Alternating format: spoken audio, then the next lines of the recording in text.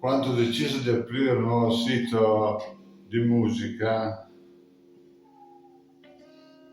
ho avuto una pessima idea. Una pessima idea. Perché qui tutte critiche, non c'è divertimento.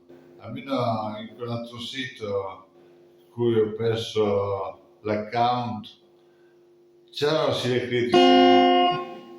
le critiche ma divertite, divertenti, no serie, così non mi diverto, vi saluto con quest'ultima canzone.